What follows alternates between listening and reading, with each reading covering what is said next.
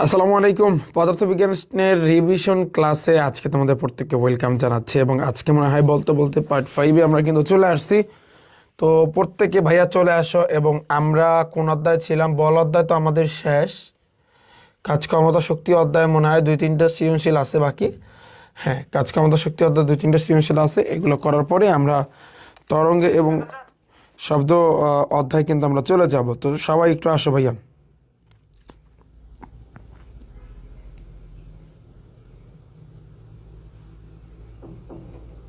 Sound শুনতে পাচ্ছ আমার? ওয়ালাইকুম আসসালাম। ভালো আছো তোমরা? বলো, তোমরা সবাই ভালো আছো? একটু জানাও কেমন আছো।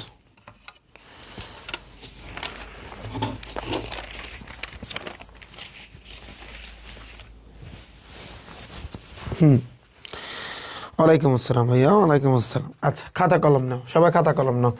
আমরা ফার্স্টে কিন্তু চট্টগ্রাম বোর্ড 25টা একটু দেখব। চট্টগ্রাম বোর্ড 25-এ কি বলছে যে চিত্রে ডি বিন্দুতে কই একটা কপিকল দেওয়া আছে। ডি বিন্দু কই? ডি বিন্দু এইখানে, এইখানে এই যে ডি বিন্দুতে সুতায় বাঁধন দেওয়া আছে, সুতা দিয়া বাঁধা আছে এবং ডি বাঁধন খুলে এ বস্তুর গতিশক্তি নির্ণয় করা হলো। অর্থাৎ এই যে তুমি চিন্তা করো, এখানে এই নিচে এইখানে দুইটা ভর দেওয়া আছে। এখানে একটা এই একটা বস্তু আছে, বি আর একটা বস্তু আছে। এটা 16 কেজি, এটা 1.5 কেজি। আর এই যে একটা সুতার মাধ্যমে দুইটাই কিন্তু যুক্ত আছে, আর এটা তো কপিকল, তো ডি এর সাথে কিন্তু যুক্ত আছে। আর এই ডি যদি তুমি ছাইড়ে দাও বা কাইটে দাও, তাহলে জিনিসটা কিন্তু এদিকে এসে পড়বে, কারণ 16 কেজির দিকে নিচে পড়বে। তাহলে বলছে ডি বাঁধন থাকা অবস্থায় এ বস্তুর বিভব শক্তি নির্ণয় করো। এই যে এ বস্তুটার বিভব শক্তি নির্ণয় করতে বলছে। ভাইয়া বিভব শক্তির সূত্র কি? mgs। আর আমরা জানি বিভব শক্তির ক্ষেত্রে এইচ এর মানটা কি? নিচ থেকে উপর। কি ভাইয়া? নিচ থেকে উপর, নিচ থেকে উপর। শেষ, ম্যাথ শেষ। বুঝছো আমার কথা? আমার কথা বুঝছো? ভর তো তুমি জানোই, এ যেহেতু বলছে যে এ বস্তু, তাহলে এ বস্তু ভর হচ্ছে 16 কেজি। জি এর মান তুমি জানো, এইচ এর মান নিচ থেকে উপর 50 মিটার তো দেওয়াই আছে। এটা তো একেবারে সিম্পল। ক্লিয়ার ভাইয়া? বুঝছো? তাহলে দেখো গ নাম্বার লেখো, গ নাম্বার লেখো যে উদ্দীপক হতে, উদ্দীপক হতে। তাহলে উদ্দীপক হতে কি? ডি বাঁধন থাকা অবস্থায় লাগবো, ডি বাঁধন থাকা অবস্থা। তাহলে ডি বাঁধন থাকা অবস্থায় এ বস্তুর বিভব শক্তি, এ বস্তুর কে বিভব শক্তি আমরা জানি বিভব শক্তিকে কি দ্বারা প্রকাশ করে? ইপি ইকুয়াল, সূত্র কি? এমজিএস।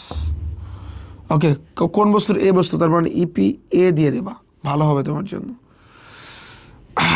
আচ্ছা, তাহলে এখানে দেখো, ছোট্ট করে লিখে দাও এখানে এই এ বস্তুর কথা চিন্তা করতেছে। তাহলে এ বস্তুর ভর আছে কত? ভরকে আমরা জানি এম দ্বারা প্রকাশ করে 16 কেজি। ওকে, তারপরে হচ্ছে জি এর মান তো তুমি জানোই 9.8। এইচ এর মান জানো কি? বিভব শক্তির ক্ষেত্রে নিচ থেকে উপর, এই নিচ থেকে উপর কত মিটার? 50 মিটার। বাস, তাহলে 16 ইন্টু 9.8 ইন্টু 50। আমার কথা ক্লিয়ার? এটা একেবারে সোজা, জম্মের মতন সোজা, এর মতো সহজ কিছু নাই। 7840 জুল, 40 জুল, এটাই আমাদের অ্যান্সার। পানি পানি। বুঝছো আমার কথা? বিভব শক্তি চাইছে, আমরা তো সিস্টেম জানি, পুরো জিনিসটা ক্লিয়ার। যদি ক্লিয়ার হয়, আমরা এখন ঘ নাম্বারটা দেখব। এটা যদি আমাদের ক্লিয়ার হয়, আমরা ঘ নাম্বারটা দেখব। বলছে কি ডি বিন্দুতে সুতার বাঁধন না খুলে, এই তো সুতার বাঁধন মেইনলি তো এখানে, এটা আমরা খুলবো না, না খুলে সি বিন্দুতে সুতা কেটে, তোমার এইখান দিয়ে কাটতে হইব, সুতা কেটে কেটে দিলে এ বস্তুটি অপেক্ষাকৃত বেশি গতিশক্তিতে ভূমিতে আঘাত করবে কি না। বিষয়টা বোঝো। ডি বিন্দুতে আমার সুতা লাগাইনে থাকবে, কিন্তু আমাকে বলছে সি বিন্দুতে সুতা কাটতে। তাহলে সি বিন্দুতে যদি সুতা কাটি, তাহলে এটা তো খুব দ্রুত গতিতে এই এ বস্তুটা নিচের দিকে পড়বে।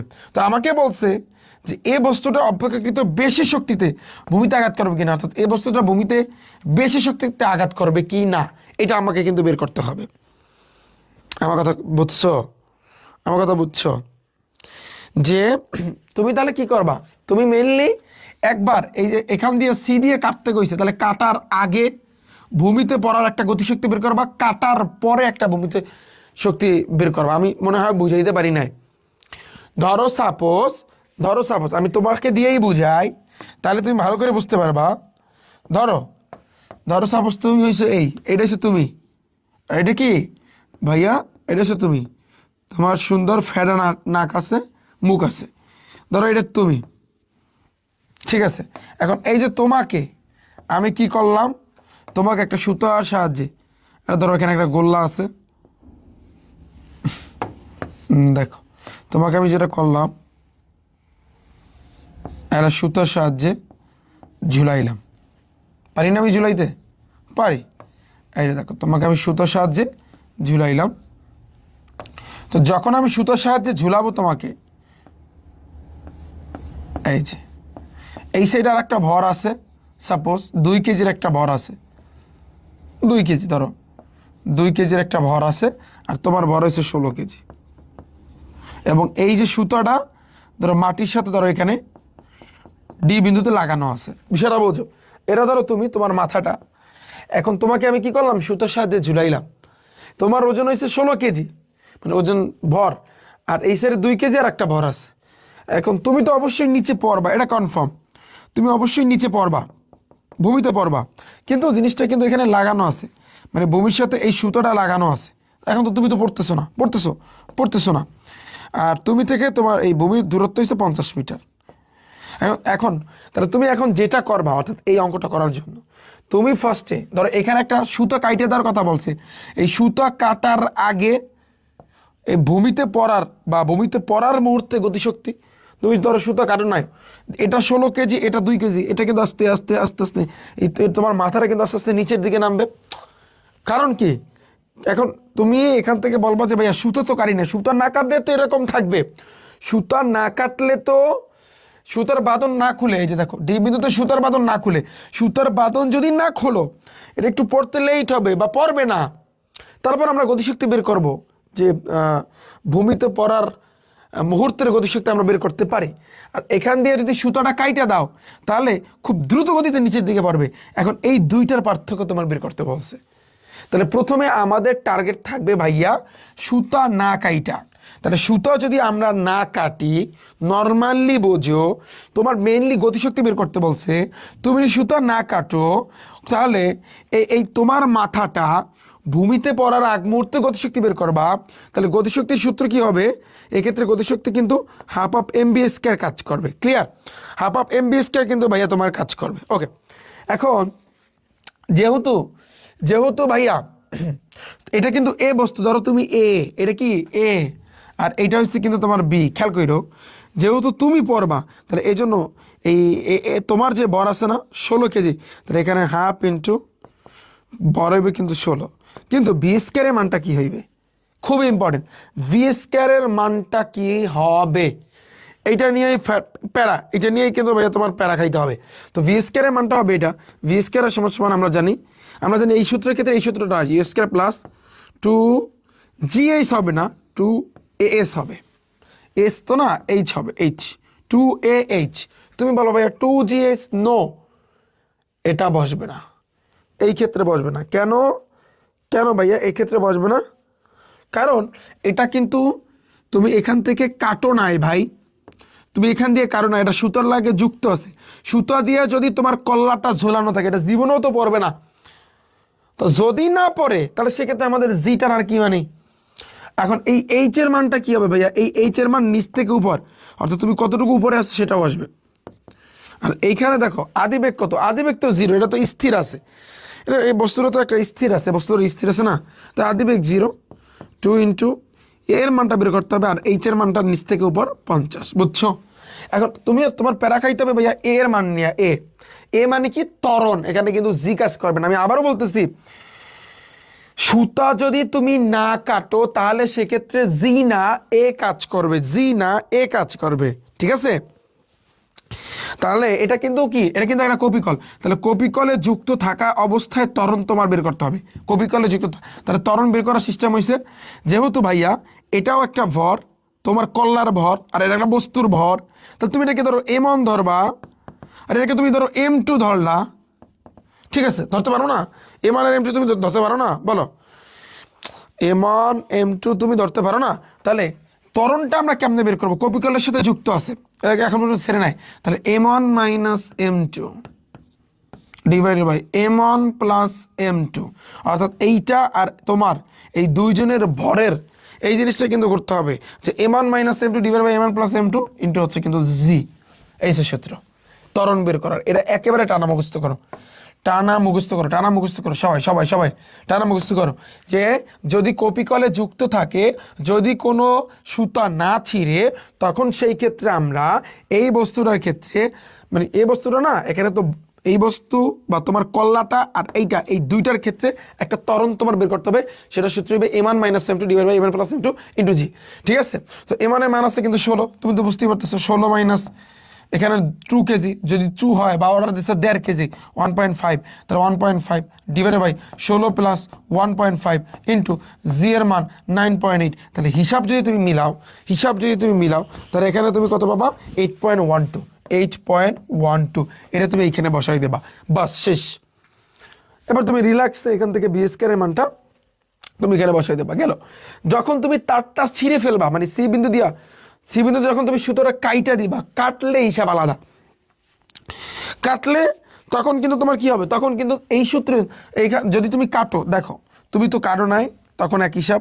এখন তুমি যদি সাপোজ এইন দিয়ে কাইটা দাও, এই জায়গা দিয়ে যদি কাইটা দাও, তখন তো তারা তো এইসব সূত্র আর আসবে না। যদি তুমি এখান দিয়ে কাইটা দাও, তাহলে সেক্ষেত্রে সূত্র বসবে কি? কাইটা দিলে তখন আমাদের এই বস্তুটা পড়ার আগ মুহূর্তে গতিশক্তি বের করতে হবে, half of M B square. তো এটা ভর আছে 16, ভি স্কয়ার মানে ইউ স্কয়ার প্লাস 2GS, তখন জি কাজ করবে যদি এটা কাটিয়ে দাও, কারণ কাটলে এই বস্তুটা আস্তে আস্তে নিচের দিকে নামবে, তো নিচের দিকে নামলে অবিকাশ ত্বরণ কাজ করবে, তো GH, তো জি এর মান কি 9.8, আর এইচ এর মান নিচ থেকে উপর। এইচ এর মান কত ভাইয়া? নিচ থেকে উপরে যেটা আছে 50, এক্ষেত্রে এইচ এর মান নিচ থেকে উপর, এটাই কাজ করবে, এই 50 মান যেটা বসবে সেটা এখানে লিখে দিতে হবে। এখন তুমি আমার কথা বোঝো, তুমি আমাকে একটু বলো যে ভাইয়া তুমি মোটামুটি বুঝছো কিনা, তাহলে আমি অঙ্কটা শুরু করতে পারি। আমি জাস্ট তোমাকে আইডিয়া দিচ্ছি, মোটামুটি বুঝছো কিনা বলো, মোটামুটি বুঝছো কিনা। এই ম্যাথটা একটু কঠিন, এটা আসলে মানতেই হইবে, ম্যাথটা একটু কঠিন।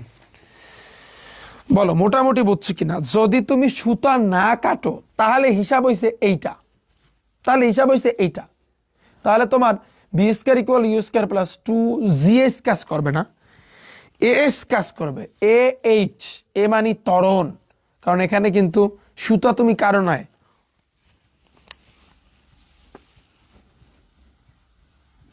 বুঝছো? দুইটা ক্ষেত্র।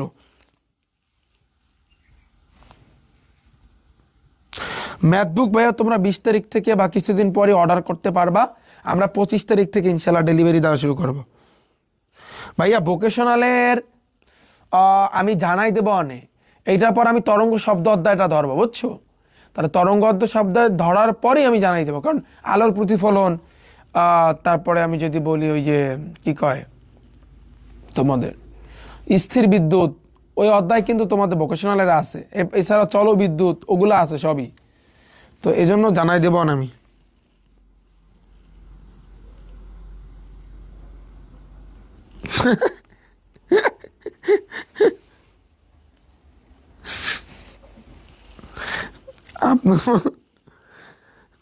আপনার লাইভ ক্লাস শেয়ার দিতেন, আল্লাহ মজা করতে পারো, ভালোই তোমরা। তার রেডি 1 2 3 না, আমি যেভাবে পড়াইতেছি এই সকল উদাহরণটাই না বা চিত্রাইকা, যদি আইজাক নিউটন দেখতো, ও দৌড়াইতো, ও শুধু একটা কথা বলতো যে পৃথিবীতে আমার আসলে এই যে বিজ্ঞানী হওয়াটা বড় ভুল ছিল, এই বইলা ও দৌড়াইতো, যে আমি আর বিজ্ঞানী হব না। বুঝছো আমার কথা? এই বলতো। আচ্ছা ঠিক আছে, তাহলে দেখো আমরা তাহলে জিনিসটাকে মজা করি, একটু পড়ি। এই যে দেখো, আমাদের এই জিনিসটা কিন্তু আমাদের লাগবে, এটা লাগবে কিন্তু আমাদের, হ্যাঁ। আচ্ছা তাহলে দেখো আমাদের তাহলে কি দুইটা ক্ষেত্র এখানে হবে, গহা নাম্বারে মেইনলি হবে তোমার কোন বিন্দুতে, এ বিন্দুতে। এই যে বলছে যে তোমার এ বিন্দুর তোমার হচ্ছে এ বস্তুটি বেশি গতিশক্তি ভূমিতে আঘাত করবে কিনা।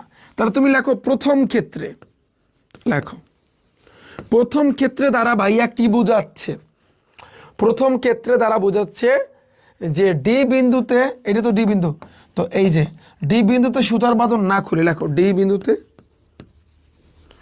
সুতার বাঁধন না খুলে। তাহলে যদি তুমি না খোলো ভাইয়া, ও কিন্তু স্থির, আর না খুললে জি কাজ করবে না, কাজ করবে ত্বরণ এ। এই জন্য আমরা ফার্স্টে এইটার এই যে এ বস্তুটা যেটা ওজন হচ্ছে 16 কেজি, এইটার আমরা কিন্তু ত্বরণ বের করবো। তাহলে ত্বরণের সূত্রটা কি হইবে, যেহেতু তুমি মানে সুতোটা ওর সাথে লাগানো আছে, দুইটাই কিন্তু স্থির আছে, তাহলে এটা কিন্তু তোমার এমন ভর আমরা ধরতে পারি।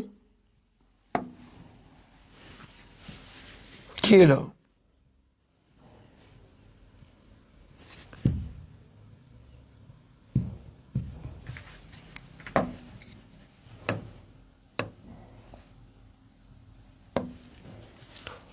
আচ্ছা দাঁড়াও একটু ওয়েট করি আমরা, হ্যাঁ।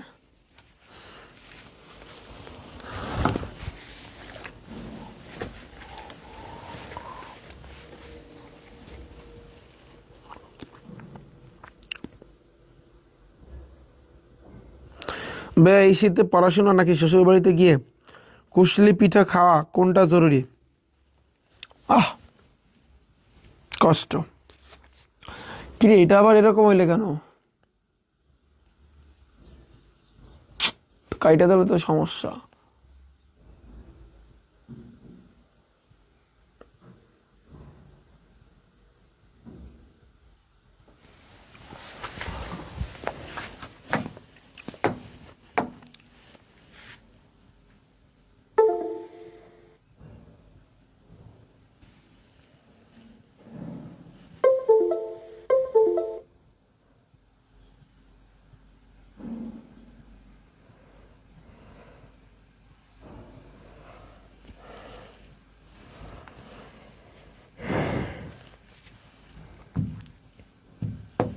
তাই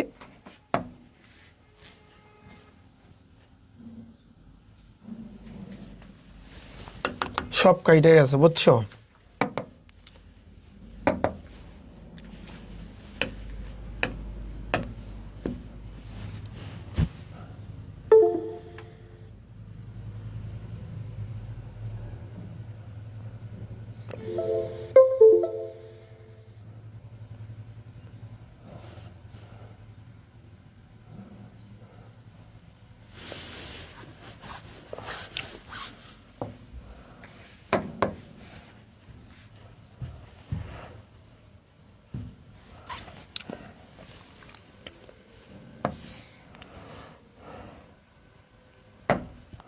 দেখছো সব কাইটে গেছে।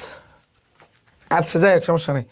তাহলে আমরা যেখানে ছিলাম আর কি, মেইনলি ঘ নাম্বারটা আমরা একটু দেখি, যে ঘ নাম্বারটা হচ্ছে কিন্তু ডি বিন্দুতে। তো ডি বিন্দুতে সুতার বাঁধন না খুলে, তাহলে তুমি লেখো ডি বিন্দুতে সুতার বাঁধন না খুলে, বা প্রথম ক্ষেত্রে এটা লাগবে প্রথম ক্ষেত্রে, ডি বিন্দুতে সুতার বাঁধন না খুলে, সুতার বাঁধন না খুলে। এখন তুমি যদি সুতার বাঁধন ভাইয়া যদি না খোলো, তাহলে এইটা আর এইটা কিন্তু দুইটাই স্থির। এটাকে আমরা M1 ধরতে পারি ভর, এটাকে আমরা M2 ধরতে পারি। তাহলে এই ক্ষেত্রে কাজ করবে ত্বরণ, এই ইকুয়াল আমরা বের করবো M1 minus M2 divided by M1 plus M2 into হয়েছে জি। এটা মাথায় রাখবা। তাহলে M1 এর মান আছে কত ভাইয়া, 16। তাহলে 16 মাইনাস দেয়ার 1.5, আর নিচে 16 প্লাস হয়েছে 1.5 ইন্টু জি এর মান 9.8। বাট এখন তুমি হিসাব করো, তুমি দেখবা এখানে 8.12 নামবে। ক্লিয়ার? আচ্ছা, এখন তুমি কি বের করবা, ওই যে আমরা তো জানি আমরা এ বিন্দুতে গতিশক্তি বের করবো, সূত্র হচ্ছে half of M B square, কিন্তু তুমি সুতার বাঁধন খোলো নাই। তাহলে এখন তাহলে বি স্কয়ারের মান, তুমি তো ভর তো জানোই, ভর তো 16 কেজি, তো জানো, ওটা নিয়ে পারা খাবা না। তো এখন তোমার মেইন যেটা ভি স্কয়ারের মানটা বের করতে হবে, তাই না? তো ভি স্কয়ারের সূত্র কি বসবে এখন এই ক্ষেত্রে, আমরা জানি লাগবে অতএব v square equal u square plus 2AH, 2AH কাজ করবে ভাইয়া, 2AH। ক্লিয়ার?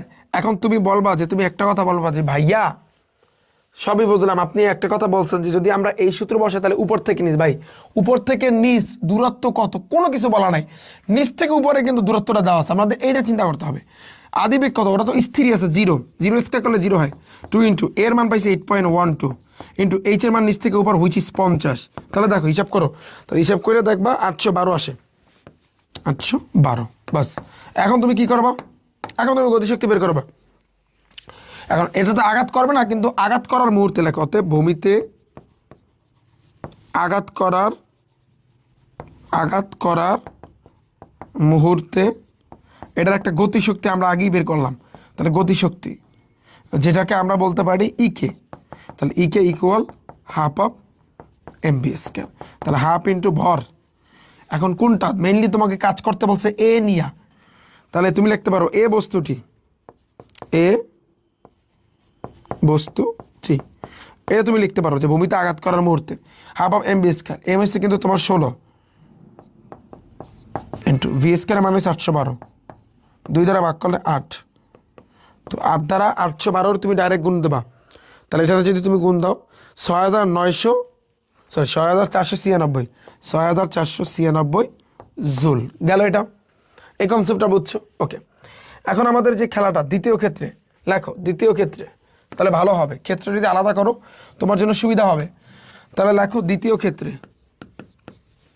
তাহলে দ্বিতীয় ক্ষেত্রে কি হবে, দ্বিতীয় ক্ষেত্রে হচ্ছে এই সি সুতাটা কাইটে দিতে বলছে, তার কাইটে দিলে তো এটা নিচের দিকে পড়বে, কাইটে দিলে তো নিচের দিকে পড়বে, তো নিচেতে কাইটে দিলে নিচের দিকে পড়লে এক্ষেত্রে অভিজ্ঞতা ত্বরণ কাজ করবে, আমাদের মেয়ে হাফ অফ এম বিএস, তখন বিএস কি হবে, তো দ্বিতীয় ক্ষেত্রে আমাদের সূত্র BS equal D square plus 2GH, এক্ষেত্রে 2AH হবে না, কারণ কাইটা দিলেই হয়েছে। দ্বিতীয় ক্ষেত্রে মানে কি, তোমাকে এখানে বলছে কি সি বিন্দুতে সুতা কেটে দিলে, যে সি বিন্দুতে লিখে নাও সুতা যদি কাইটা দেয়, সুতা কেটে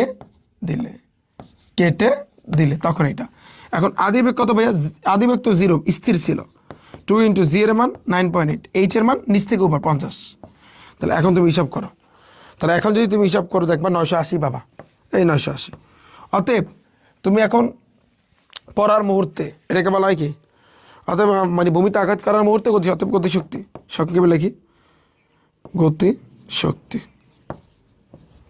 ইকে equal half of M B square, বড় আছে কত 16, বি স্কয়ার মান 980, 2 দ্বারা ভাগ করলে 8, 8 দিয়ে 980 গুণ করলে 7840 জুল, 7840 জুল। ক্লিয়ার?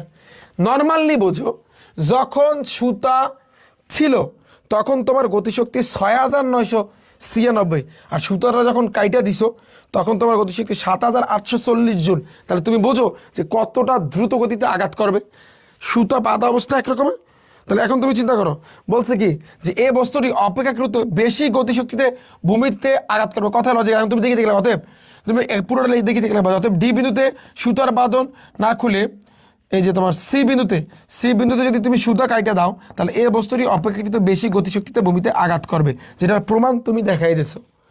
ভাইয়া বুঝছো? কার কোনো অসুবিধা আছে? একেবারে ইজি। এরপর আসছে কিন্তু নেক্সট পরেরটা কোন বোর্ডে আসছে, বরিশাল বোর্ড 2025। এত ক্ষমতার একটা ইঞ্জিন এত কিলো পানি উঠাইতে পারে, প্রথম ইঞ্জিনের লব্য কার্যকর শক্তি একেবারে সোজা, এগুলো আমার করার লাগবে না, এগুলো তুমি নিজেই পারবা। লব্য কার্যকর শক্তি বা ক্ষমতা, তোমার এখানে দেখো, এখানে কিন্তু যে ক্ষমতাটা দেওয়া আছে এটা হচ্ছে পদার্থ ক্ষমতা, যেটাকে আমরা জানি পি দ্বারা প্রকাশ করে।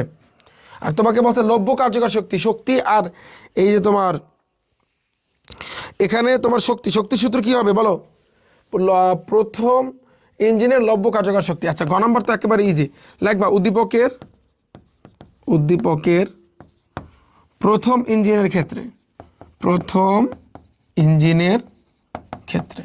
তাহলে প্রথম ইঞ্জিনের ক্ষেত্রে কি হবে, লব্য কার্যকর শক্তিকে আমরা জানি ই দ্বারা প্রকাশ করে, কিন্তু সূত্র হবে এমজিএস, ওই ই ইকুয়াল এমজি। মাথায় রাখবা, এই কার্যকর ক্ষমতা কার্যকর শক্তি এগুলোর সূত্র কিন্তু এগুলোই হয়, কিন্তু শক্তির ক্ষেত্রে এমজিএস, আর ক্ষমতা বললে কার্যকর ক্ষমতা বললে এমজিএস বাই টি হইতো। ক্ষমতা মানে কি, একক সময় কৃত কাজকে, তো সেটাই। তাহলে আমরা জানি শক্তি এবং কাজ সমান, এটা আমি লিখতে পারি যে ই ইকুয়াল ডাব্লিউ, এটা আমি লিখতে পারি। তাহলে ডাব্লিউ মানে কি এমজিএস, কার্যকর বলছে না এমজিএস। তাহলে দেখো এটার ভর আছে কত, 1000 কিলো, পানি 18 মিটার উঁচুতে সময় লাগে এত, 1000 কেজি হবে। তাহলে এটা ভর হবে 1000 কেজি, জি এর মান 9.8, উচ্চতা হচ্ছে 18 মিটার। শেষ। তাহলে আমি কিন্তু শক্তি পেয়ে যাচ্ছি কত, 1,77,400 এত জুল। এটাই আমাদের আনসার। বলো বুঝছো কিনা বলো, এই জিনিসটা বুঝছো? কে কে বুঝছো হাত তোলো, কে কে বুঝছো ভাইয়া বলো।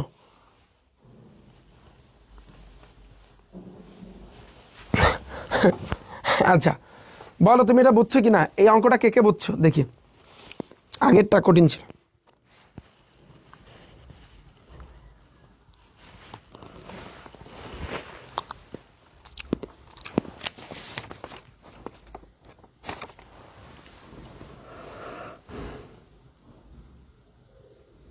আপনার বিয়ে হবে না।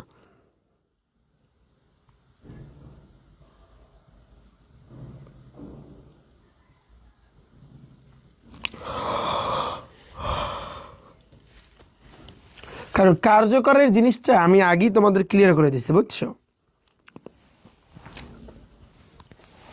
এটা প্রত্যেকেই বুঝছো। পরে দেখো ব্যবহারের দিক থেকে কোন ইঞ্জিনটা বেশি সুবিধাজনক, এটা তোমাদের হোমওয়ার্ক থাকবে, তোমরা বাসা বিষয় করবা। কারণ কি, কারণ কোন ইঞ্জিনটা বেশি সুবিধাজনক, এখানে দুইটা ইঞ্জিনের কথা বলছে, এরকম ম্যাথ আমি একটা করাইছি। এবং এই ক্ষেত্রে তোমার কি বের করতে হবে, কার্যকর ক্ষমতা। তো কর্মদক্ষতা, তোমার প্রথম ইঞ্জিনের কর্মদক্ষতা বের করবা, দ্বিতীয় ইঞ্জিনের কর্মদক্ষতা বের করবা, যে ইঞ্জিনটার কর্মদক্ষতা বেশি।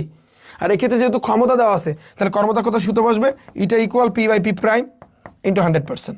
তুমি তো বুঝতেই পারতেছো পি প্রাইম মানে কি, পদার্থ শক্তি, আর দেওয়াই আছে এখানে, পদার্থ শক্তি তো দেওয়াই আছে। আর আরেকটা জিনিস হচ্ছে তোমার পি হচ্ছে কিন্তু কার্যকর শক্তি, মানে পদার্থ ক্ষমতা, আর পি হচ্ছে কিন্তু কার্যকর ক্ষমতা। এগুলো তুমি বের করতে পারবা, এটা তোমাদের হোমওয়ার্ক থাকবে, তোমরা বাসায় বসে একটু করে নিও। ময়মনসিংহ বোর্ড 25টা দেখো, দৃশ্যকল্পে 1 অনুসারে বস্তুটির বিচরণ কাল নির্ণয় করো। বিচরণ কাল জিনিসটা আসলে কি দেখো, দৃশ্যকল্পে 1 আছে কি, একটা বস্তুকে 50 মিটার পার সেকেন্ড বেগে খাড়া উপরের দিকে নিক্ষেপ করা হলে বাতাসের বাধা উপেক্ষণীয়, বাতাসের বাধা নাই। এখন বিচরণ কাল জিনিসটা কি জানো? ফর এক্সাম্পল আমি দেখো, খেয়াল করো, আমি উপরের দিকে নিক্ষেপ করলাম, খেয়াল করো, আমি উপরের দিকে নিক্ষেপ করছি, ও কিন্তু আবার নিচে পড়ছে। তাহলে উপরের দিকে নিক্ষেপ করছি 1, আবার নিচে পড়ছে 2। তাহলে বিচরণ কাল কথাটা বললে 2 জিনিসটা আসবে। আমি বিষয়টা বুঝাই। এখন তুমি বলবা ভাইয়া এটা কিভাবে, কোন সূত্র কাজ করবে? তুমি তো জানো একটা সূত্র আছে কি, V = U + AT, sorry GT হবে। কিন্তু বলছে নিচ থেকে উপর, যেহেতু নিচ থেকে তুমি উপরে দিকে নিক্ষেপ করছো, তাহলে সেক্ষেত্রে কিন্তু হবে V = U - GT। এখন বিচারণ কালকে আমরা জানি আরেকটা সূত্র আছে কি, V² = U² - 2GS। এখন বলো তুমি কোন সূত্র বসাবা? সেই সূত্রের মধ্যে টি আছে, এই সূত্রে কিন্তু তোমার আনতে হবে। কেন এই সূত্র আনতে হবে? কারণ বিচারণ কালকে মেইনলি টি দ্বারা প্রকাশ করে, আমি মনে হয় বুঝিয়ে দিতে পারি না, ওই সূত্র তোমার আনতে হবে। তাহলে তুমি লিখবা যে আমরা জানি, বা উদ্দীপকের দৃশ্যকল্প 1 হতে, লেখো উদ্দীপকের দৃশ্যকল্প 1 হতে। আমি তোমাকে বুঝাই, উদ্দীপকের দৃশ্যকল্পে 1 হতে। তোমরা বলবা যে ভাই এটা তো শর্টকাটে করা যায়, ভাই শর্টকাটে করবা, সেটা বের করার সিস্টেমটা শিখে নাও, অসুবিধা আছে। যে V = U - GT, মাইনাস কেন, নিচ থেকে উপর। তাহলে বা এই যে দেখো -GT এই পাশে +GT, U +B ওই পাশে গেলে -V, বুঝছো? আচ্ছা দাঁড়াও, এখানে আসলে একটু ঝামেলা আছে, ঝামেলাটা আমি একটু ক্লিয়ার করে দিই। কারণ তুমি চিন্তা করো ভাইয়া, এখানে দাঁড়াও, আমি এখানে একটু ক্লিয়ার করে দিচ্ছি। তুমি দেখো এখানে একটা V এর একটা মান বসবে, V এর একটা মান বসবে। দেখো আমি যদি উপরের দিকে নিক্ষেপ করি, একটা পর্যায়ে গিয়ে কিন্তু থামছে। আমি যেখান থেকে নিক্ষেপ করছি এটা হচ্ছে আদি বেগ, যেখানে যে থামছে ওইটা হচ্ছে তোমার শেষ বেগ। শেষ বেগ কত হইবে? যে থামছে, থামলে 0। ওকে, তাহলে -GT এই পাশে আনো, তাহলে হবে +GT। তাহলে বা তুমি টিটাকে রাখো, টি ইকুয়াল কি হবে, U/G। এখন আমাদের মেইন টার্গেট, তোমরা নিচে নিচে দেখো বিচারণ কাল, বিচারণ কাল। তাহলে বিচারণ কালকে মেইনলি ক্যাপিটাল টি দ্বারা প্রকাশ করে, কিন্তু এই টি সমান U/G না, এই U/G বসবে। তবে পার্থক্য কি ভাইয়া, যখন আমি উপরের দিকে নিক্ষেপ করব 1, আবার নিচে পড়বে, টোটাল মিলে 2, তাহলে 2U/G। এইটা হচ্ছে তোমার বিচারণ কালের সূত্র। তুমি তো বলবা যে ভাইয়া বিচরণকালের সূত্র আমি জানি যে T = U/G, ঠিক আছে ভাইয়া, কিন্তু 2U/G কোত্থেকে আসলো? এটা সিম্পল জিনিস, এটা থেকে আসবে। ভাই ক্লিয়ার? এখন তুমি তোমার মতো করে করবা। দেখো 2 ইন্টু ইউ মানে কি, দেখো বলছে কি দৃশ্যকল্প একটা বস্তুকে এত বেগে, তার মানে এটা আদিবেগ, এই যে 50, জি এর মান 9.8। এখন তুমি গুণ করে ভাগ দাও, তো গুণ করে যদি তুমি ভাগ দাও তাহলে তোমার এখানে 10.2 সেকেন্ড, এই যে এত সময় লাগবে, বা বিচরণকাল হয়েছে কিন্তু এত সেকেন্ড। এই যে এস, এস দ্বারা বোঝা ভাইয়া সেকেন্ড, এটা আমাদের আনসার। ভাইয়া বুঝছো আমার কথা? বুঝছো? তাহলে বিচরণকালের সূত্র কি? T equal 2u/g, T equal 2u/g, T equal 2u/g। Clear? তা আমরা জানি কি v equal u minus g t, এই সূত্র থেকে এটা আসছে। ভাইয়া এটা বলো, এটা বলো, এটা বলো তুমি বুঝছো কিনা সেটা বলো। এই অঙ্কটা কে কে বুঝছো? এই বিচরণকালে, তো বিচরণকালের ক্ষেত্রে কিন্তু 2 আসবে। ক্যা? উপরে গেছে আবার নিচে নামছে, এই যে উপরে গেছে নিচে নামছে, তাহলে উপরে যাওয়া 1, নিচে নামা আরো 1, 1 আর 1 যোগ করলে 2 হয়। মানে উপরে গেছে এই 1, আবার নিচে নামছে এই 1, তাহলে 1 আর 1 যোগ করলে কত হয়? 1 যোগ 1 হুইচ ইজ 2। এর জন্য বিচরণ কাল যদি কথাটা লেখা দেখো কোথাও, তার মানে 2 তোমার অ্যাড করতে হবে। ডান।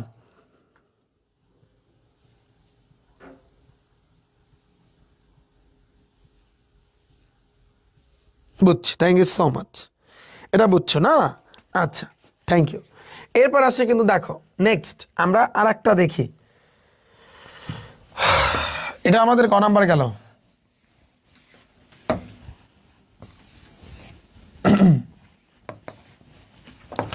ঘ নাম্বার বলছে দৃশ্যকল্প 2 অনুসারে প্রথম স্প্রিং এর তুলনায় দ্বিতীয় স্প্রিং কত গুণ সংকুচিত হবে তা গাণিতিকভাবে বিশ্লেষণ করো।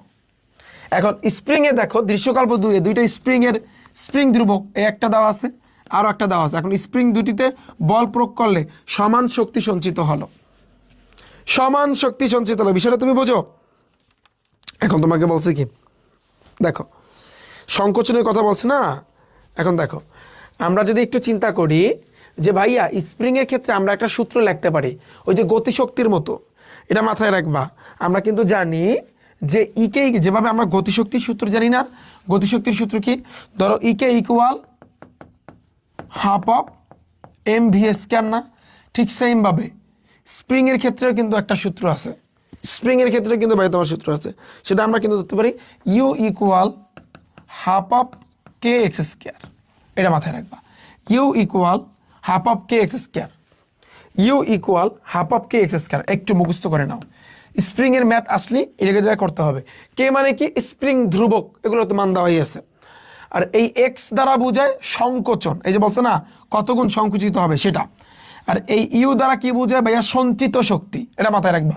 এটা দ্বারা বোঝায় সঞ্চিত শক্তি, সঞ্চিত শক্তি। ওকে, এটা দ্বারা বোঝায় সংকোচন, সংকোচন। কে দ্বারা বোঝায়? স্প্রিং ধ্রুবক, মুখস্থ করো স্প্রিং ধ্রুবক।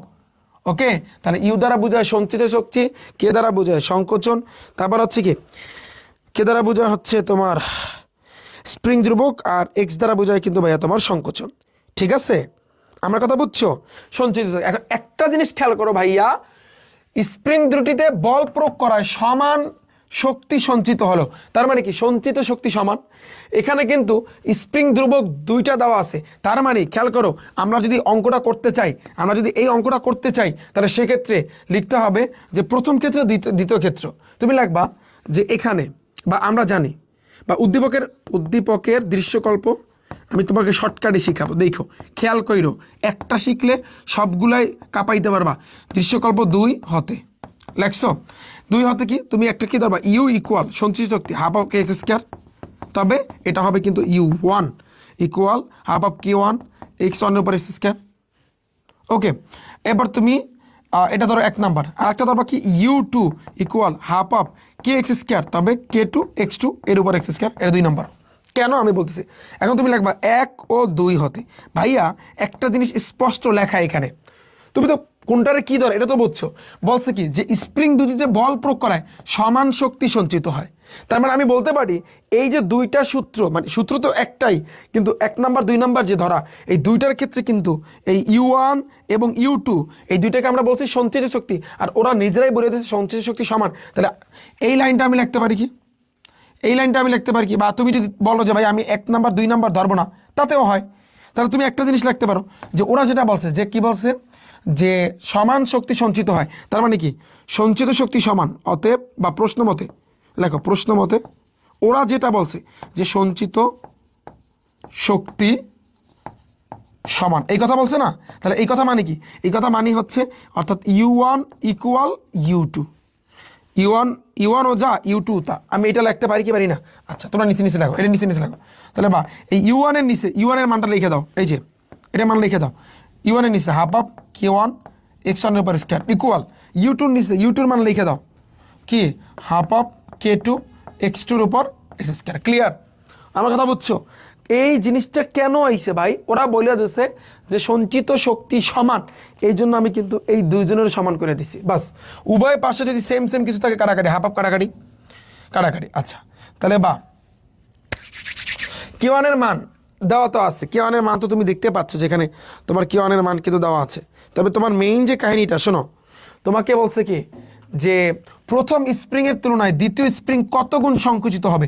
এখানে এই এই x1 দ্বারা বোঝায় প্রথম স্প্রিং এর সংকোচন, x2 দ্বারা বোঝায় দ্বিতীয় স্প্রিং এর সংকোচন। তোমার টার্গেট দ্বিতীয় স্প্রিং কত গুণ, এটা না?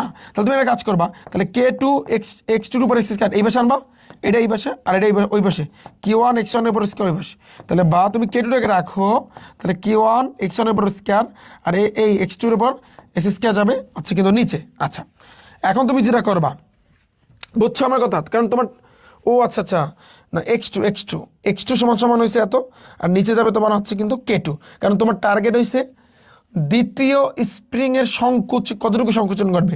তাহলে দ্বিতীয় স্প্রিং এর সংকোচন মানে হয়েছে x2, কি x2। ফাইন, ওকে। এবার আসি নেক্সট কি? নেক্সট বলতে বোঝায় তাহলে বা x2 ইকুয়াল, খেয়াল করো K1 এর মান কত, এই যে একেবারে কটা শূন্য, 2 4 5, 1 2 3 4 এই 5 ইন্টু x1 এর মান কত, x1 এর x1 এর কোনো মান আছে না? x1 এর মান নাই, তাহলে x1 এভাবেই থাকবে। x1 যেহেতু মান নাই, x1 তাহলে এভাবেই থাকবে নাকি? x1 কি এভাবে থাকবে? এভাবেই থাকো। আচ্ছা তাহলে তুমি চিন্তা করো ভাই, এটার উপর তো একটা স্কয়ার ছিল, তাহলে স্কয়ারটা দাও। তাহলে x1 এর উপর তো স্কয়ার আছে, আর নিচে হচ্ছে কিন্তু K2, তাহলে K2 এর মান আছে কিন্তু তোমার 1 2 3 4, এখন এটা কাটাকাটি, 5 দ্বারা 10 এর ভাগ করলে 2 হয়। তাহলে বা x2 এর উপর স্কয়ার ইকুয়াল টু x1 এর উপর স্কয়ার। তাহলে বা তুমি x2টাকে রাখো, স্কয়ার ওই পাশে গেলে √2 x1 এর উপর স্কয়ার। ওকে, তাহলে বা x2 ইকুয়াল 2 এর রুট করলে √2, এই রুট ওভারকে কাটাকাটি হুইচ ইজ x1। তাহলে তুমি বিষয়টা দেখো, বিষয়টা কি দাঁড়াইলো? বলছে কি প্রথম স্প্রিং এর তুলনায় দ্বিতীয় স্প্রিং কত গুণ সংকুচিত হবে।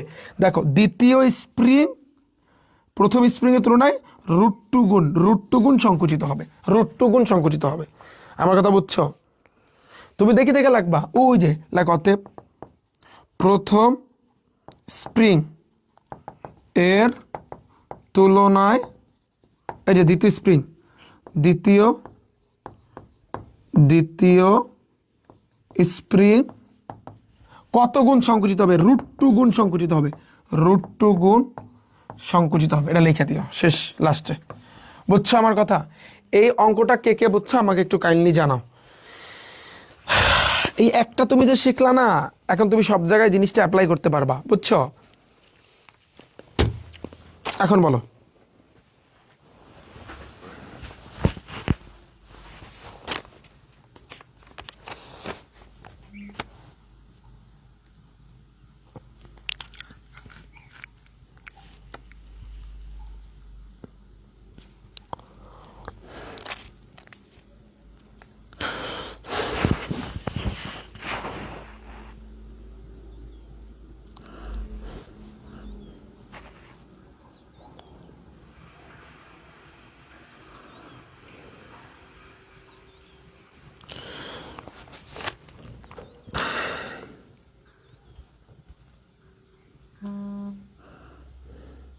হ্যাঁ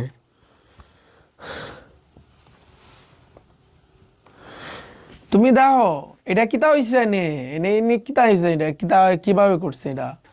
আমি তোমার কি বুঝাইতে পারছি না?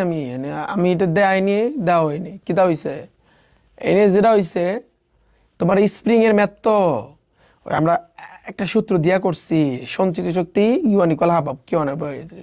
এখন তুমি দেখো আমি সূত্র একই, বাট 1 নং 2 নং ধরছি, তাই না?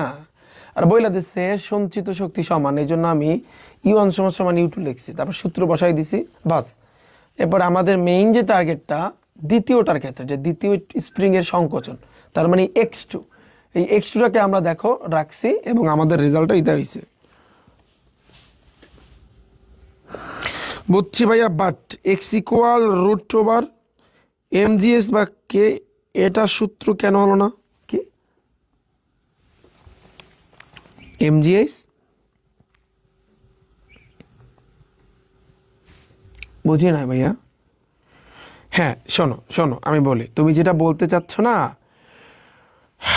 স্প্রিং এর ক্ষেত্রে বিভব শক্তির সূত্র হইছে কিন্তু এইটা। আমি যেটা লিখছি না, এই যে যে জিনিসটা লিখছি, এই যে u equal half of x square, এটা হইছে স্প্রিং এর অঙ্ক যদি আসে তাহলে বিভব শক্তির সূত্র। এটা কিন্তু স্প্রিং এর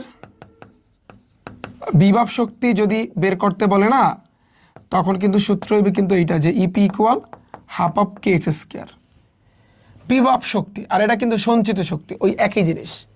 ইউ ধরছি, তুমি এটাকে ইপিউ ধরতে পারতা, কোনো অসুবিধা ছিল না, তুমি এটাকে ইপিউ ধরতে পারতা, ওই একই কথা।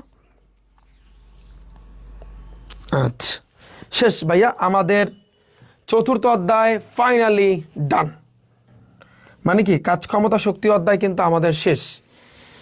এরপরে আমরা যাব এখন তরঙ্গ শব্দ, সপ্তম অধ্যায়।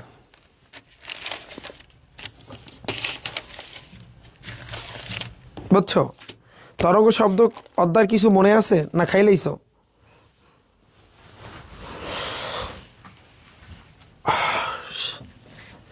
শেষ।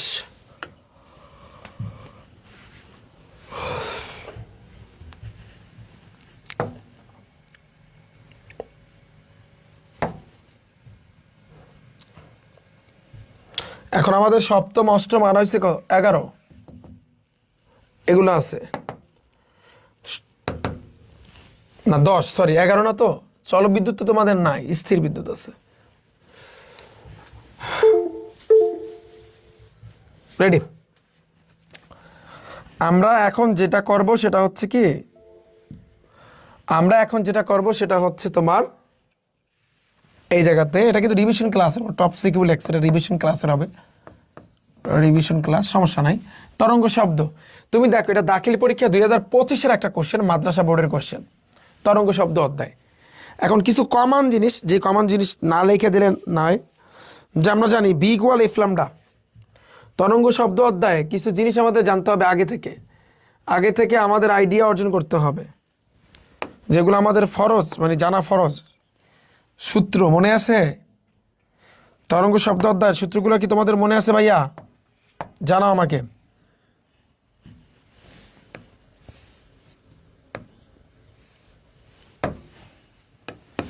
দেখো আমরা তরঙ্গ শব্দ অধ্যায়টা কিন্তু করতেছি। হ্যাঁ দেখো, আমরা কিন্তু জানি তরঙ্গ শব্দ অধ্যায় কমন একটা সূত্র, ভি ইকুয়াল এফ ল্যামডা।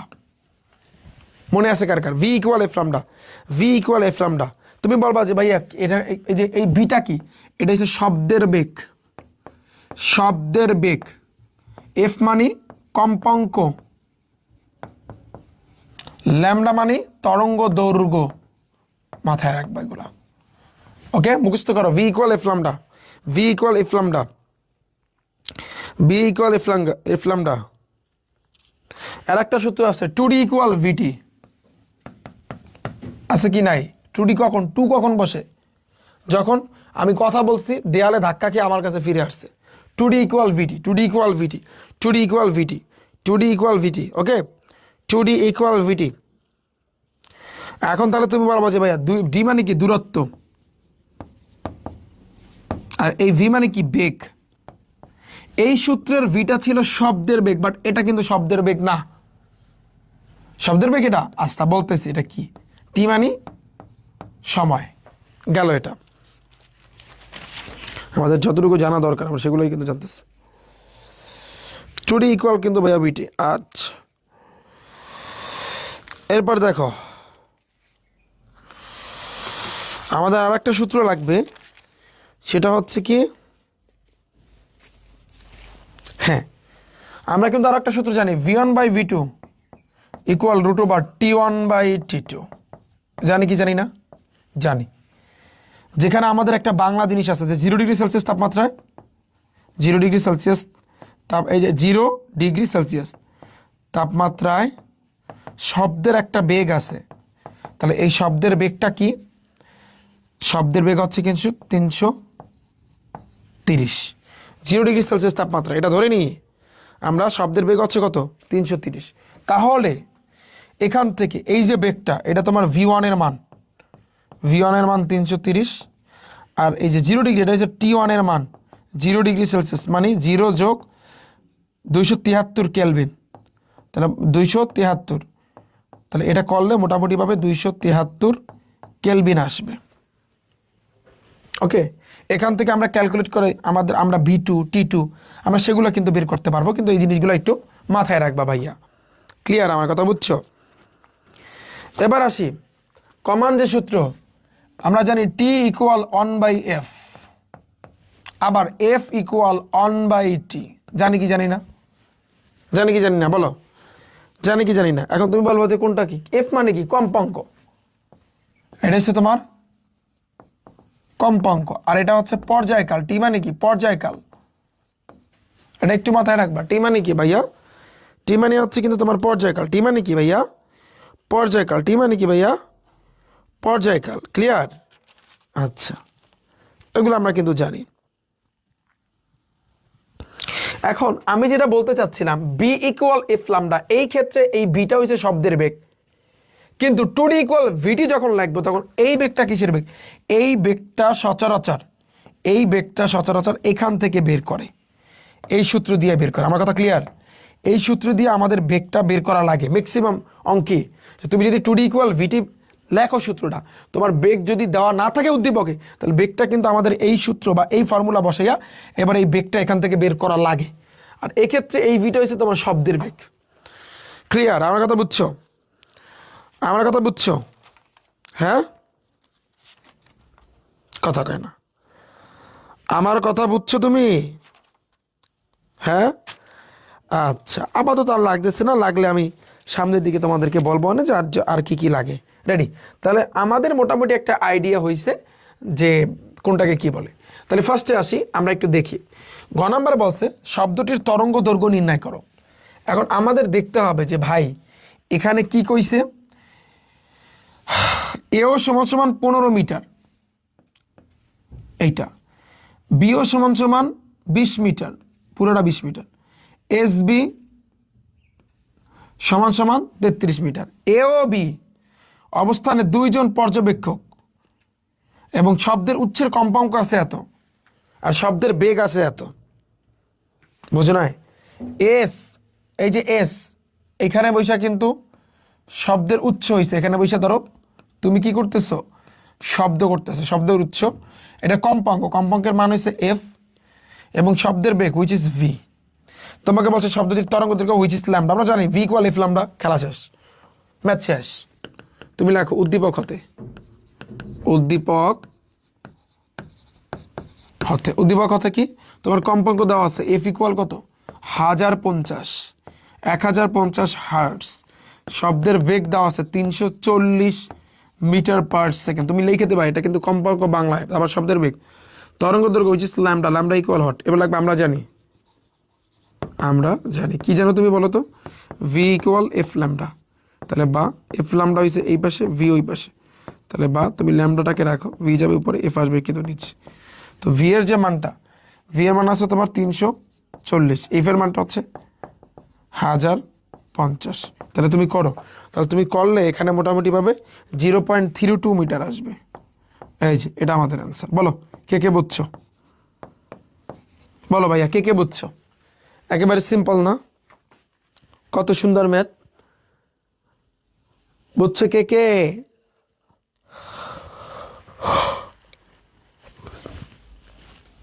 কে কে বুঝছো? কে কে বুঝছো ভাইয়া বলো?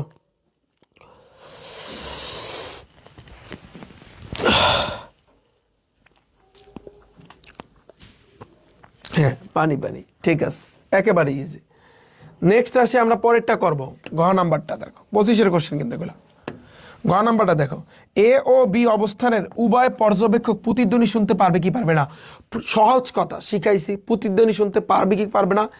এটা এই কথা বললি, প্রতিধ্বনি মানে কি, আমি কথা বলছি বা ও কথা বলছে, ধরো এখানে এ অবস্থানে একজন আছে তোমার বন্ধু, আর বি অবস্থানে আর একজন তোমার বন্ধু আছে, আর এই দুইজনের প্রতিধ্বনি শুনতে পারবে কি পারবে না। তো এটা ডিপেন্ড করবে, সূত্র হবে 2D = VD, কোনো কথা নাই, 2D = VD, 2D = VD, তার মানে 2D = VD যদি আমি বসাই, প্রতিধ্বনি শুনতে পারবে কি পারবে না, এটা আমাদের টি এর মান বের করতে হবে, কারণ শব্দানুভূতির স্থায়িত্বকাল আছে 0.1 সেকেন্ড। তো 0.1 সেকেন্ডের ভিতরে যদি হয় তাহলে শুনতে পারবে না, পারবে না, হিসাব বরাবর। তো এখানে দুইজন ব্যক্তি কাজ করতেছে, দেখো এটা কিন্তু একটা প্রতিফলক পৃষ্ঠ বা দেয়াল আমি বলতে পারি।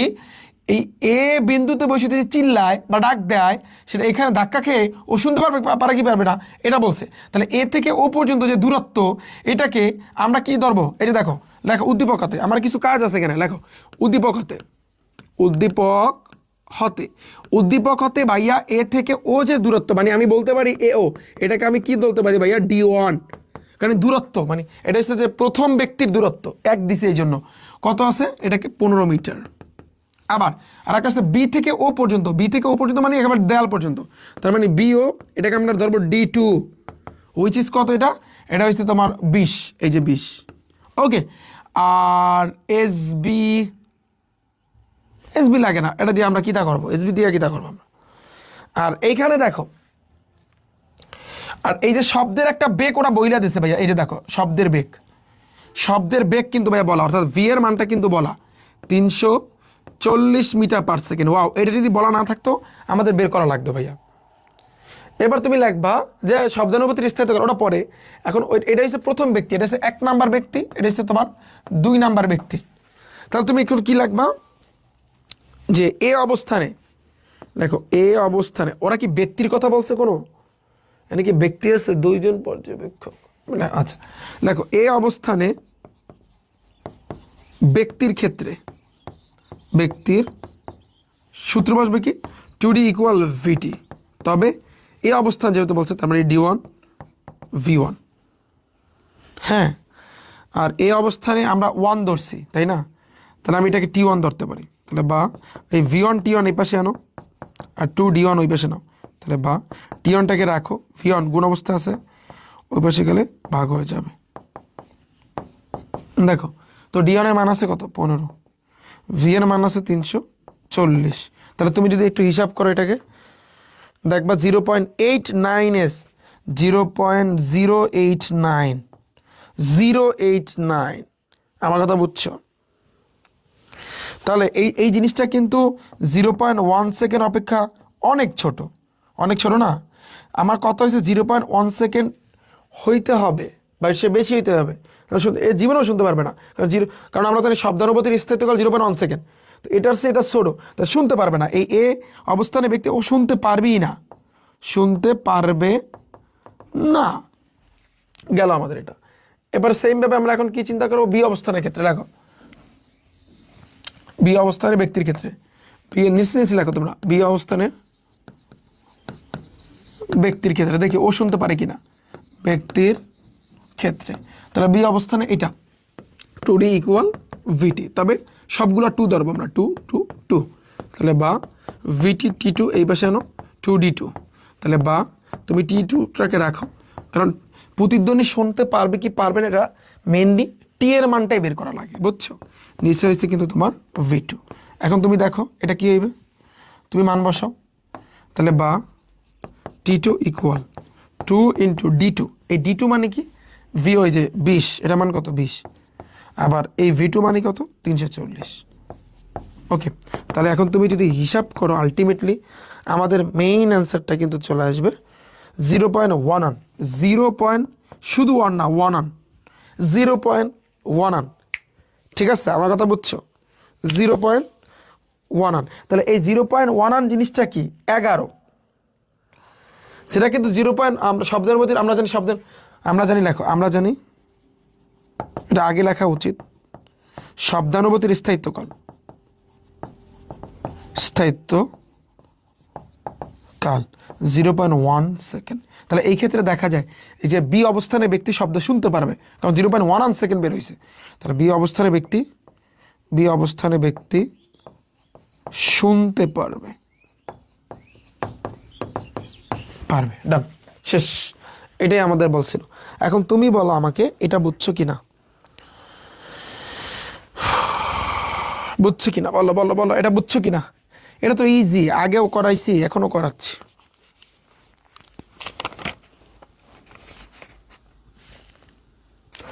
বলো এটা বুঝছো কিনা,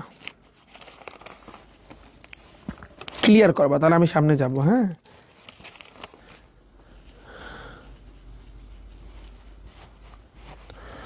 বলো এটা বুঝছো কিনা, তাহলে আমি সামনে যাব।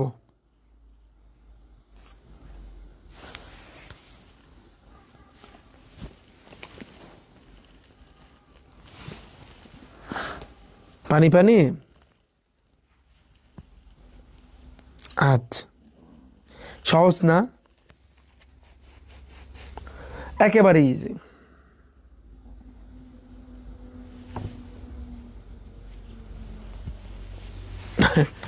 এরপর আসি কিন্তু নেক্সট। এইটা দেখো, দাখিল পরীক্ষা 2024-এ আসছে। এইটার ঘ নাম্বারটা একটু কঠিন আছে, বুঝছো?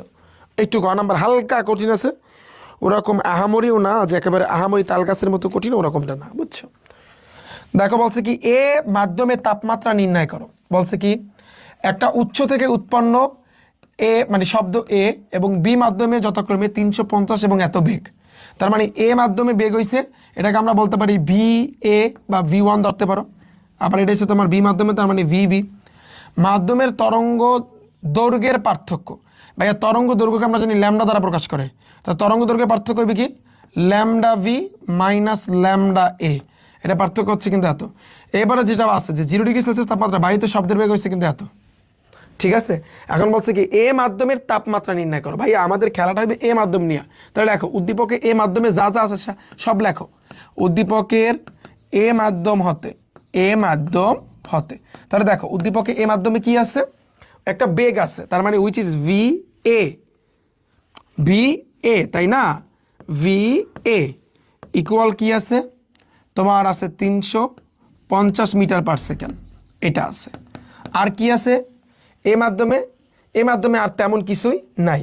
এখন আমাদের বলছে কি টেম্পারেচার, তাপমাত্রা কিন্তু নির্ণয় করতে। আচ্ছা, তাপমাত্রা আমরা কিন্তু নির্ণয় করবো। এইখানে দেখো 0 ডিগ্রি সেলসিয়াস, এই লাইনটা লেখো যে 0 ডিগ্রি সেলসিয়াস তাপমাত্রায় এই লাইনটা লাগবে যে শব্দের একটা বেগ, বায়ুতে শব্দের বেগ এটা কত আছে, 330 মিটার পার সেকেন্ড। এখন আমাদের খেলা শুরু। তুমি এইটা যখনই দেখবা তখনই তোমার জন্য এই সূত্রটা মাথায় আসে যে V1/V2 T1/T2, খেলা শেষ, আর কিছুই না। তাহলে তুমি এখানে কি করবা, এখানে ধরো, এখানে লেখা পরে লেখবা ধরি, এখানে ধরি প্রথমে 0 ডিগ্রি সেলসিয়াস, তার মানে T1 এর মান 0 ডিগ্রি সেলসিয়াস, তার মানে কি 0 লাগে 273 যোগ করবা, হুইচ ইজ 273 কেলভিন। এবার আসে কি V1 এর মানটা কি 330 মিটার পার সেকেন্ড।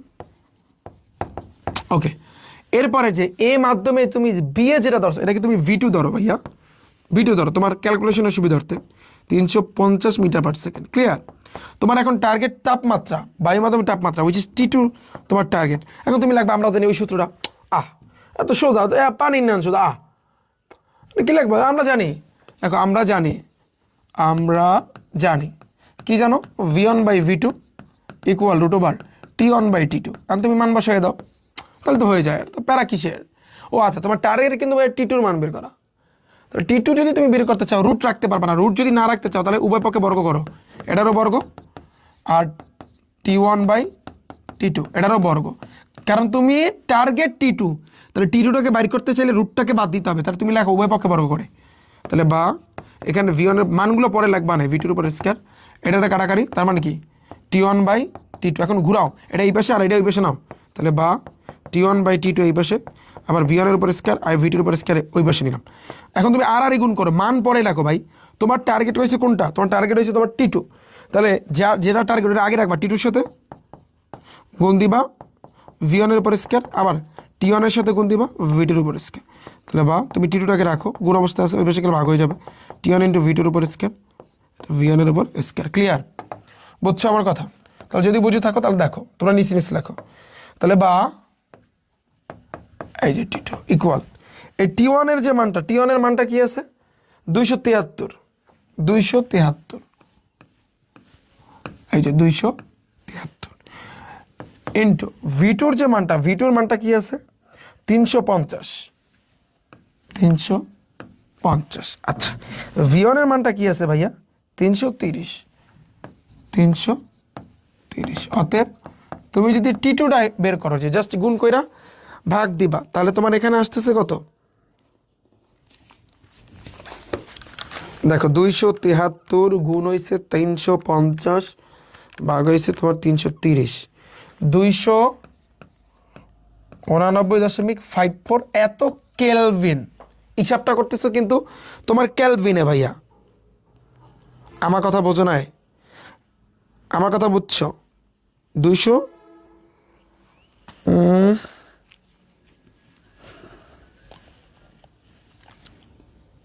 273 না 350, তাহলে হিসাবটা এরকম হলো কেন, দাঁড়াও 273 গুণ হয়েছে 350, এটার ভাগ দিব 330, 289.54 কেলভিন হয়েছে, বুঝছো? আচ্ছা এই জিনিসটা যদি আমি,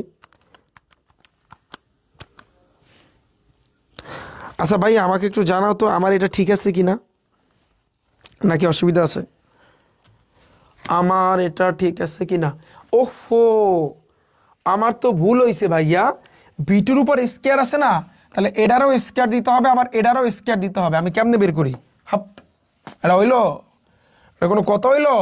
আর তুমি স্কয়ার দাও আগে, যে 350-এর তুমি আগে স্কয়ার দিবা, এবার গুণ দিবা 273, যা নাম্বার সেটার ভাগ দিবা 330-এর স্কয়ার দিয়া, এই যে এখন নামছে 307। এখন ঠিক আছে, তাহলে বা T2 ইকুয়াল 307.09 এত কেলভিন।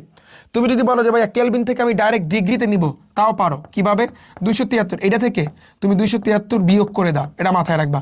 তুমি যদি 273 বিয়োগ করে দাও, তাহলে কেলভিন থেকে এটা ডিরেক্টলি কিছু চলে আসবে, এটা কিন্তু তোমার ডিগ্রিতে চলে আসবে। তুমি যদি 273 গুণ বিয়োগ দাও, তাহলে তোমার 34.09 এত ডিগ্রি সেলসিয়াসে চলে আসবে। কেলভিন থেকে তুমি যদি বলো যে না আমি ডিগ্রি সেলসিয়াসে নিয়ে আসবো, তাহলে সেটা কিন্তু এটা হবে। ভাইয়া বুঝছো?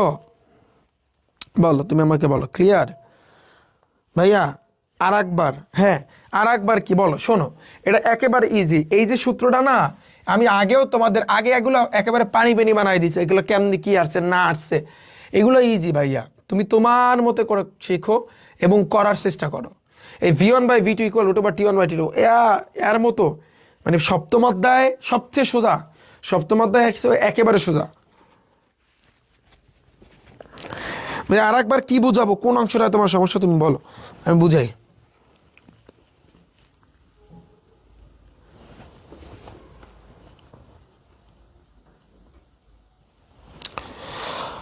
কোন অংশটা বোঝো নাই সেটা বলো ভাই। আপনার কাছে কোচিং তো করা লাগবে, আমাদের 26 সিলেবাস এটা শেষ করার পর,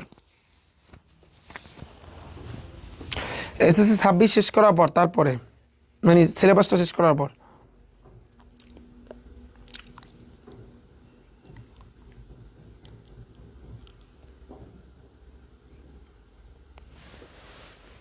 প্রথম থেকে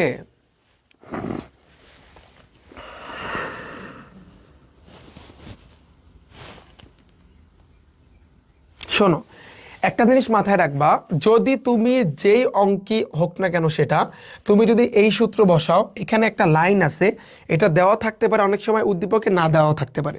সেটা হচ্ছে কি 0 ডিগ্রি সেলসিয়াস তাপমাত্রা শব্দের বেগ হয়েছে বায়ুতে শব্দের বেগ 330। এটা থেকে তুমি এই 0 ডিগ্রি থেকে তুমি T1 এর মান পাবা 320, এখান থেকে তুমি B1 এর মান পাবা। দেখো T1 এবং B1 আমরা এই লাইনটা থেকে পাইছি, এটা ফিক্সড, এটা একেবারে টানা মুখস্থ। এটা উদ্দীপকে দেওয়া থাকুক আর না থাকুক, তুমি যদি এই সূত্র বসাও, এখান থেকে T1 এবং V1 এর মান পাবা, পাইছি। এবার বাকি থাকে কি T2 আর V2, তোমাকে তাপমাত্রা বের করতে বলছে, তার মানে তোমার T2 বের করা লাগবে। আর V2 কোনটা? এই V2টা কিন্তু তোমার এই যে এর যে মানটা দেওয়া আছে না, এটাকে আমাদের V2 ধরতে হবে, এই আর কিছু না। বুঝছো আমার কথা? এখন ক্লিয়ার? এই লাইনটা দেওয়া থাকুক বা না থাকুক, তোমার এখান থেকে T1 এবং V1 তুমি পাবাই। এই সূত্রে T1 V1 অলরেডি তোমার জানা, ওই সূত্রে T1 V1 অলরেডি ভাইয়া তোমার জানা। ক্লিয়ার? T1 V1 অলরেডি তোমার জানা, আর কিছুই না। আচ্ছা, নেক্সট আছে পরেরটা। এখন আমরা যেটা করব, গহা নাম্বারটা করব। তো গহা নাম্বারটা কি বলছে দেখো, খেয়াল করি। গহা নাম্বারে বলছে কি, বলছে যে এ ও বি মাধ্যমে 80 কম্পনের জন্য, কম্পন হুইচ ইজ, এটা কি ল্যামডা হচ্ছে তরঙ্গ দৈর্ঘ্য, কম্পনের ক্ষেত্রে এফ কাজ করে, তরঙ্গের অতিক্রান্ত দূরত্ব সমান হবে কি না, অতিক্রান্ত দূরত্ব সমান হবে কি না সেটা আমাদের বের করতে বলছে। কোনো সমস্যা নাই, এ ও বি আমাদের এই দুইজনকে নিয়েই কিন্তু কাজ করতে বলছে। আমার কথা বুঝো নাই, আমাদের এই দুইজনকে নিয়েই কিন্তু কাজ করতে বলছে, কোনো সমস্যা নাই। ভাইয়া তুমি দেখো আমাদের উদ্দীপক থেকে যা দেওয়া আছে, তুমি দেখো খেয়াল করো, উদ্দীপক হতে লেখো, উদ্দীপক হতে, উদ্দীপক হতে শুরুতেই দিয়ে দিয়েছে যে এ এর মানে হচ্ছে কিন্তু শব্দের বেগ আছে, তাহলে এ মাধ্যমে শব্দের বেগ, এ এবং বি মাধ্যম, তাই না? তাহলে একবার এ মাধ্যমে শব্দের বেগ আছে 350, আর একটা হচ্ছে তোমার বি, বি মাধ্যমে শব্দের বেগ আছে 400 মিটার পার সেকেন্ড। ক্লিয়ার? লিখছি আমরা? আচ্ছা, এটা তো আমরা লিখছি। এটা লেখার পরে দেখো, ভালো করে দেখো, তাকাও, এটা তো আমরা লিখছি। এখন আরেকটা কি দেওয়া আছে, মাধ্যমের তরঙ্গ দৈর্ঘ্যের পার্থক্য আমরা জানি। লেখো অতএব, বা প্রশ্ন মতে দিয়ে লিখতে পারো, প্রশ্ন মতে দিয়ে, কোনো অসুবিধা নাই। প্রশ্ন মতে ওরা যে লাইনটা লাগছে যে তরঙ্গ দৈর্ঘ্যের পার্থক্য, তরঙ্গ দৈর্ঘ্যের পার্থক্য আমি লিখতে পারি না, সমান সমান কি, ওই যে বলছে 0.4 লিখতে পারি কিনা।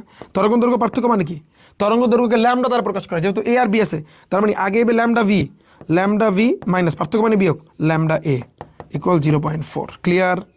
Clear clear clear clear clear clear clear clear. আমরা এখন এই ল্যামডার জায়গায় আমরা কি লিখতে পারি, তুমি জানো ভি ইকুয়াল এফ ল্যামডা, জানো কি জানো না? তুমি জানো এটা যে ভি ইকুয়াল এফ ল্যামডা, তুমি জানো কি ভাইয়া? হ্যাঁ, ভি ইকুয়াল এফ ল্যামডা। তাহলে তুমি ল্যামডার জায়গায় কি লিখতে পারো, তাহলে বা এফ ল্যামডা ধরো এই পাশে, ভি ওই পাশে, তাহলে বা ল্যামডার জায়গায় তুমি লিখতে পারো বি বাই এফ। পারো কি পারো না? পারো কি পারো না? পারো কি পারো না? অবশ্যই পারো। এখন তুমি চিন্তা করো, তাহলে তুমি ল্যামডার জায়গায় লাগবা কি বি বাই এফ, এই যে বি বাই এফ, আবার এখানেও লাগবা বি বাই এফ ইকুয়াল 0.4। তবে কথা আছে, ল্যামডা বি তার মানে ভি বি, ল্যামডা তার মানে ভি এ। এখন তুমি বলবো ভাইয়া কম্পাঙ্ক, কম্পাঙ্ক এখানে সেম থাকবে, এফটা এখানে সেম থাকবে, আমরা সেম রাখবো। আমাদের টার্গেট এখান থেকে এফ এর মানটা বের করা, কারণ এখানে বলছে 80 কম্পনের জন্য, খেয়াল করছো 80 কম্পনের জন্য। তো আমরা এখান থেকে যেভাবে এফটা বের করব, মানে দুইজনের এফটা, এফ এফ কমন নিলে এফ হইবে, এফ এফ কাটাকাটি, তার মানে ভিবি মাইনাস ভিএ ইকুয়াল হয়েছে কি 0.4 আমি কেটে নিলাম, বুঝছো? বিবি মাইনাস ভিএ তুমি তো মান জানোই। দেখো এই এ মাধ্যমে শব্দের বেগ, এটাকে আমি লিখতে পারি বি এ ইকুয়াল, আর এটা হচ্ছে তোমার ভি বি ইকুয়াল, তুমি এখন মান বসায় দাও, তাহলে বা, তাহলে ভিবির মান আছে কত 400 মাইনাস ভি এর মান আছে কত 350, আর নিচে হচ্ছে কিন্তু তোমার এফ। আচ্ছা, বাজে কত?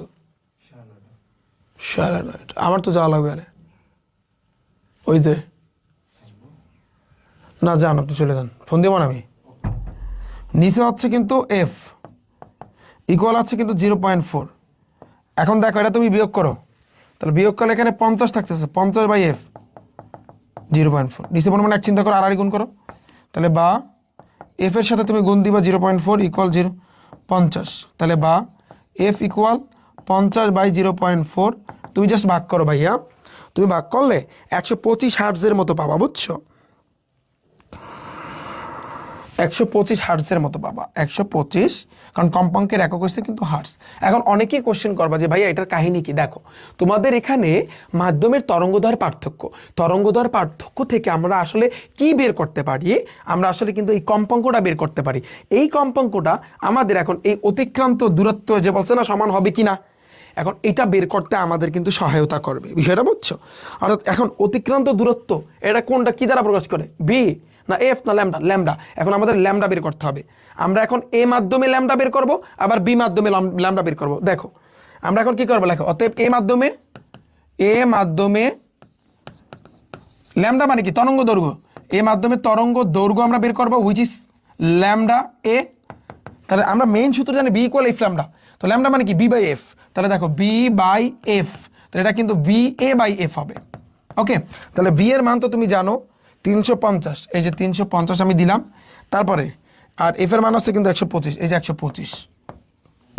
ওকে, তাহলে তুমি এটা করো, তুমি যদি এটা করো তাহলে দেখবে এখানে 2.8 মিটার আসবে। ওকে, এবার আসি কিন্তু আবার বি মাধ্যমে তরঙ্গ দৈর্ঘ্য। অনেকে বলবে যে ভাইয়া আবার তরঙ্গ দৈর্ঘ্য বাইর করার মানে কি, দেখো আমি বুঝাইতেছি, lambda B equal V B by হচ্ছে কিন্তু এফ, তার মানে কি ভিবির মান আছে কত 400 বাই 125। তাহলে তুমি করো, তাহলে এটা করলে তুমি পাবা ভাইয়া 3.2 ভাইয়া শোনো, এখন আমি তোমাকে বুঝাই। এই যে ল্যামডা বের করলাম, খেয়াল করো, এটা তরঙ্গ দৈর্ঘ্য বা অতিক্রান্ত দূরত্ব তুমি বলতে পারো, এটাকে তুমি অতিক্রান্ত দূরত্ব, কারণ অতিক্রান্ত দূরত্বের একক মিটার, তরঙ্গ দৈর্ঘ্যের একক মিটার, যেহেতু তুমি তরঙ্গ শব্দ অধ্যায় করতেছো। তাহলে আমি বলছি কি এ ও বি মাধ্যমে 80 কম্পনের জন্য কত তরঙ্গের অতিক্রান্ত দূরত্ব, এটা বের করতে বলছে। আমি এখন লিখতে পারি খুব সহজে যে এ মাধ্যমে একটা কম্পনের জন্য তরঙ্গ দৈর্ঘ্য কত, একটা তরঙ্গ মানে কম্পনের জন্য তরঙ্গ দৈর্ঘ্য 2.8 মিটার। আমি এখন এটা লিখতে পারি কি আমি, যে অতএব এ মাধ্যমে একটি কম্পনের জন্য তরঙ্গ দৈর্ঘ্য বা হচ্ছে অতিক্রান্ত দূরত্ব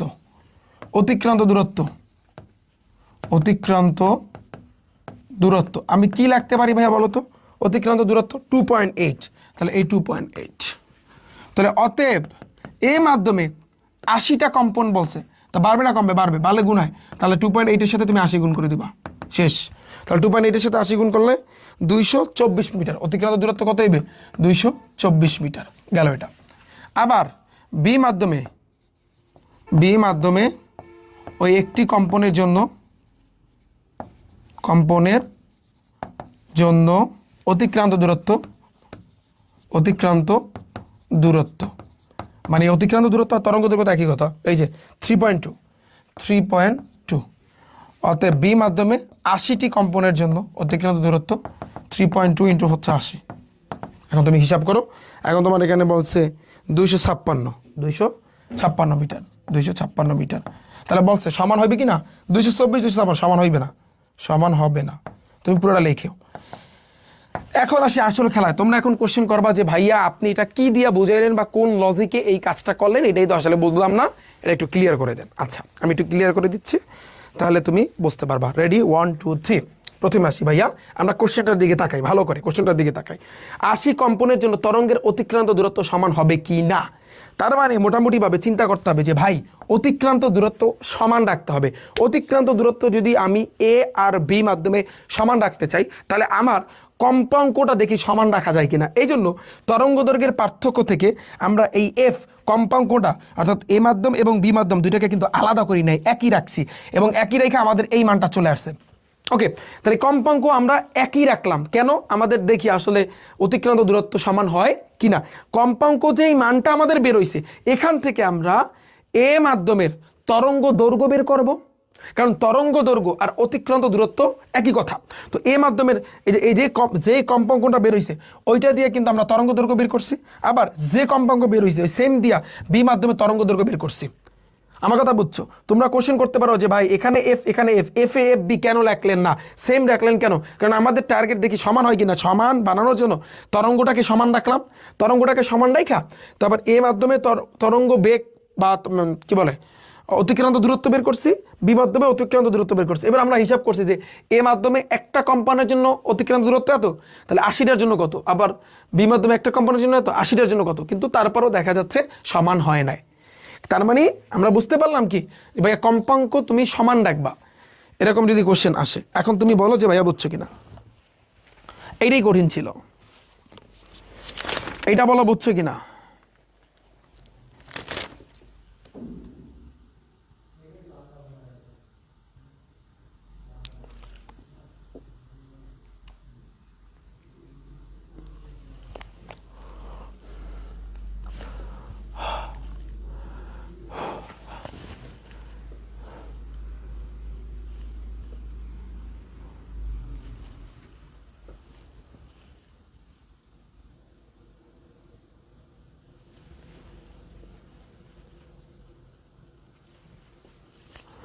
বুঝছো আমার কথা? ভাইয়া -50 হবে না? কে -50 হবে? 400 দিয়ে 350 বিয়োগ করবা।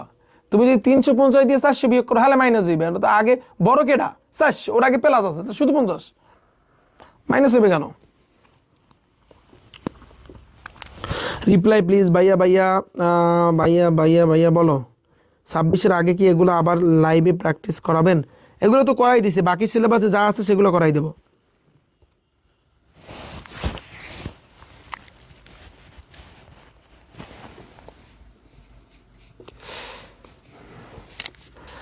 আচ্ছা ডান।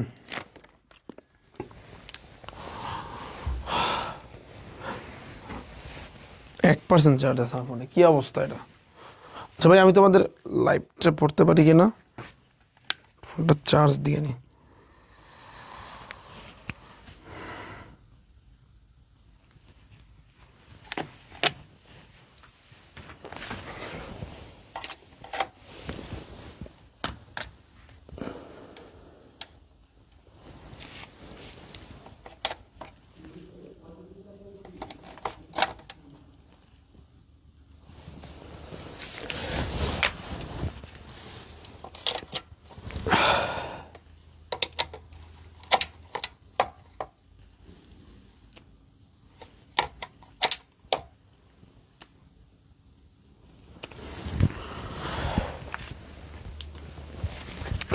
আচ্ছা, এটা আমাদের গেল।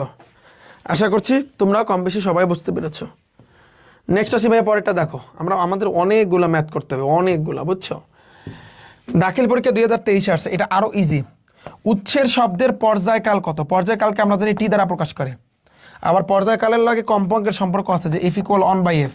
তুমি যদি কম্পাঙ্ক করে ভাবে বের করতে পারো, তাহলে তুমি টি এর মানটা এমনিতেই বের করতে পারবা। বুঝছো আমার কথা? বুঝছো? এখন দেখো, উৎস 1 ও শ্রোতা এ অবস্থানে। আচ্ছা ভাইয়া, আমি আপাতত এখন ক্লাসটা রাখতেছি। দেখা হচ্ছে তোমাদের সাথে নেক্সট, আমার মনে হয় 1 ঘন্টা বা 2 ঘন্টা পরে আমি আসবো। 12টা না হয় 1টার দিকে আমি লাইভে আসবো আবার। তো আপাতত এই পর্যন্ত থাকুক, ঠিক আছে? আমি আসতেছি, আমার একটু কাজ আছে, অ্যান্ড দেন এরপর আমি আসতেছি আবার। আমি তোমাদের জানাই দেবো অনেক, হ্যাঁ, যে কোন টাইমে আসবো। হয় আমি 12টা না হয় 1টার দিকে আসার সম্ভাবনা, 1টার দিকে আসার সম্ভাবনা আছে, ঠিক আছে? তাহলে এখানে আমি রাখতেছি, বুঝতে পারছো? তাহলে তোমরা সবাই খাওয়া দাওয়া করো, এরপরে এবার আসতেছি।